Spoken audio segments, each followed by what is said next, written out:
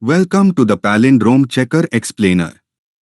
A palindrome is a string that reads the same forwards and backwards. The input is a string, and the output is true if the string is a palindrome, otherwise false. For example, the input radar outputs true because it reads the same both ways. Let's walk through the flowchart of the palindrome algorithm. We start the program.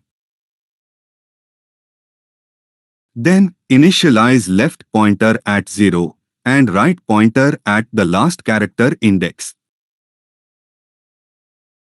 Next, while left is less than right, continue looping. Compare characters at left and right positions. If they are not equal, return false, not a palindrome. Otherwise, move the pointers inward, increment left, decrement right. When loop finishes, return true, the string is a palindrome. Now, let's look at the C++ code implementation of the palindrome checker.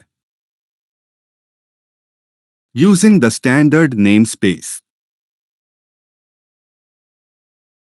Initialize left pointer to 0. Initialize right pointer to the last index of the string. If characters at left and right pointers don't match, return false. Not a palindrome, return false. Move left pointer to the right by 1. Move right pointer to the left by 1. If loop finishes without mismatch, return true.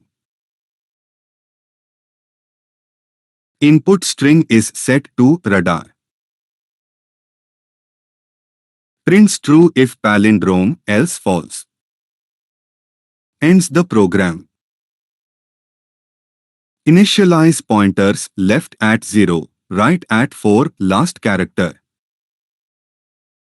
Compare characters at left and right, R versus R. Characters match, move pointers inward, left 1, right 3. Compare characters at left and right, A versus A. Characters match, move pointers inward, left 2, right 2. Pointers crossed or met, string is a palindrome.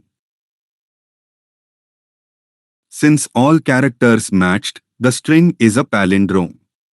The function returns true.